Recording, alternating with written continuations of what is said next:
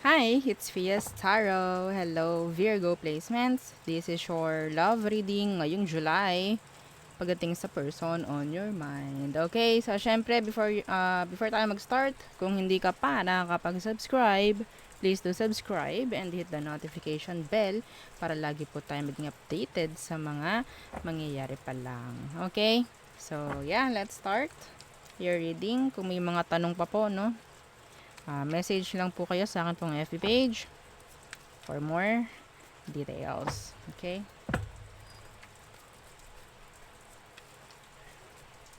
Okay. So, who is the person on your mind, Virgo? Who is the person on your mind? The Seven of Swords Universe, pwedeng air sign, Gemini, Libra, and Aqua. Okay. Strength, pwedeng Leo. Nanawa ka dito sa taong ito. Pero actually, deep down, you still have this emotion for this person, no? So, always iniisip mo itong taong to.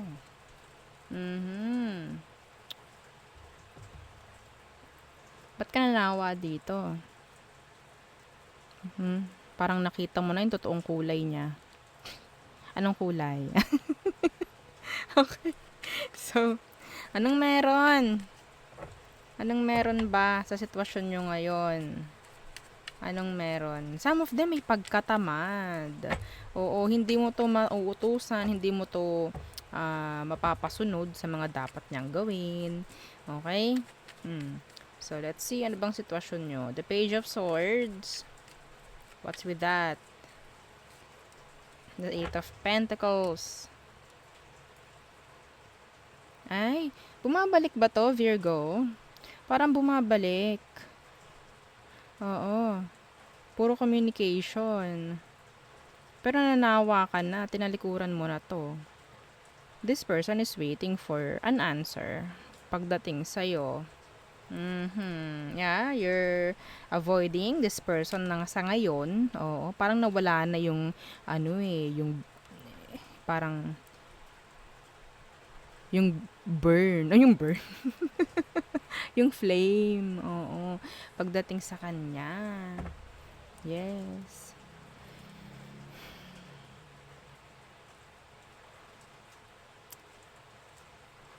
Kumokontak pa rin, oh. Oo, kumokontak pa rin itong taong to sa'yo. Making effort. A little bit. Oo, a little bit. Okay. Parang ka lagi noong nakikipag-usap dito sa sa bata, no, na matigas ang ulo. Oo. Okay. So, ano ba ngayon ang nararamdaman niya sa'yo, Virgo? Ano bang nararamdaman nito ngayon sa'yo? Diba? The Three of Swords. Okay. So, there's separation actually. Ano tong Three of Swords? The Four of Swords. 3 plus 4, 7. 7 of Swords. Oo. Nandun yung regrets. Nandun yung mga panghihinayang ng taong to. They're always thinking of you. Yes. Day and night. Okay? Lagi kang itong iniisip. Nandyan yung naiisip rin niya yung mga nagawa niyang mali sa'yo. So, nandun yung parang nakukonsensya sila. Yes. Okay? Be careful with this. Yeah. Kasi I'm channeling na this person, may chance na kung hindi mo to talaga parang pagpapapansinin, may chance na gumawa rin ito ng something na ikakasakit mo. Yeah. Hindi to papatalo eh. Opo, hindi. Hindi siya papatalo. Okay? So,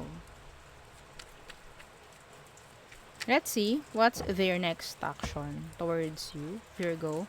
Naulan ngayon. Naulan ba dyan sa inyo ngayon?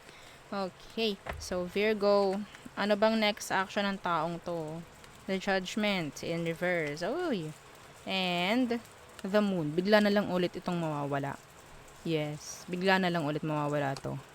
Yeah. See, the Ace of Chalices. in reverse. Okay? So, pwedeng may chance na ma-realize ng taong to na may nasayang sa inyong dalawa. Okay? Being the strength in reverse, may chance na hindi ito ganoon ka-persistent. Like, ayokong mag-effort kung ayaw lang din naman or whatsoever. Yun nga, may pagkatamad yung iba sa kanila. Okay? Some of them, because of their pride, their ego, ayaw nila yun parang oo, ayaw nila yun parang matatouched. Yes. Okay? Pero deep down, they hurt. Yeah. They're in pain. They have regrets, actually. Regrets, nakukonsensya sila, mga ganyan. Okay? Nakikipag-usap to ngayon. Kung hindi mo pinapansin, nako. Oo, parang sinisisi niya ang sarili niya. Yes. So, may chance, kung hindi mo nga pagpapapansinin na, lalayo to, maglalaylo, mawawala ulit. Okay? So, anong outcome / advice for Virgo? Okay, the Knight of Pentacles in reversed. And the Two of Pentacles in reversed. So, ang nakuha ko rito, sa mga gantong sitwasyon, yung parang nawawala, ikaw yung parang may chance na gumawa, no? Ng action. Like, ay naku, nawala na siya bigla. Okay, sige, sasagutin ko na yung mga message nila or message niya. Avoid. Oo, stop. Enough. Okay? Kung gusto ka nila, gagawin nila yung magiging consistent sila sana. 'Di ba? Hindi mawawala na lang bigla. Bibigyan ka na lang agad ng mystery ulit. And then after, 'di ba? Wala na naman. Hindi mo na naman alam. Magre-reply kaya ito sa ginawa kong reply sa kanya? Mga ganun. Before ka gumawa ng action, pagdating sa action na gagawin niya, mag-isip po mabuti. Okay? Huwag agad-agad, basta gagawa ng isang decision na dala lang ng pag-iisip mo, dala lang ng emosyon mo, dala lang ng awa mo, whatsoever. Okay? Bakit sila mawawala ng wala man lang dahilan, walang niha-niho, 'di ba? Oh. Kung nagme-message naman sila, pero hindi mo nire-replyan, tapos biglang mawawala, anong meron? 'Di ba? Yeah. Avoid nyo kasi may chance na kayo yung magbibigay attention na kapag nawala sila. Okay? Hayaan nyo lang. Naghihintay lang din yan kung anong gagawin mo. Kung anong magiging action mo sa action niya.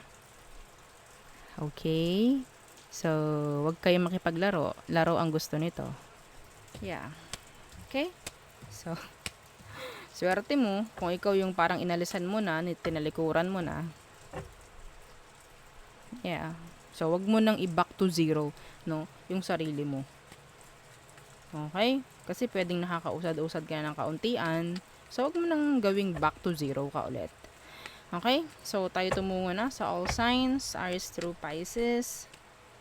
Okay, for you Virgos. Aries, they're going back. Some of them, di pa sila nakaka-move on. Taurus, they're sad.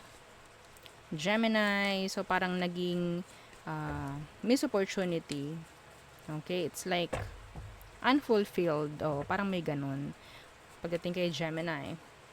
Cancer, they're thinking of you. Some of them, they're being silent, waiting, parang ganyan.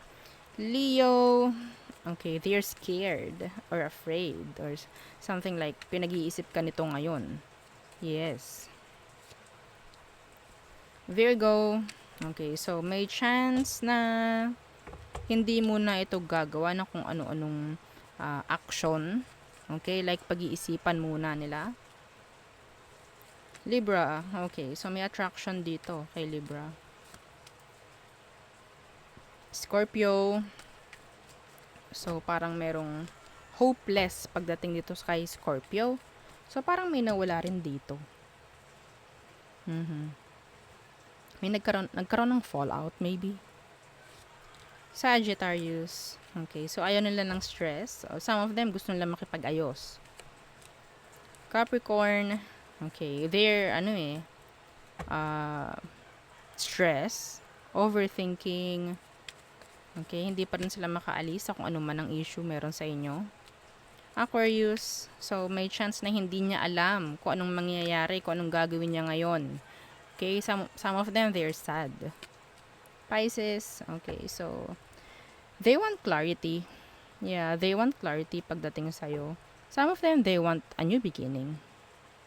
Oo, sa inyong dalawa. Okay, so yun ang ating reading for you, Virgo placements. Again, don't forget to like, share, and subscribe, and follow our FB page. Thank you. Bye.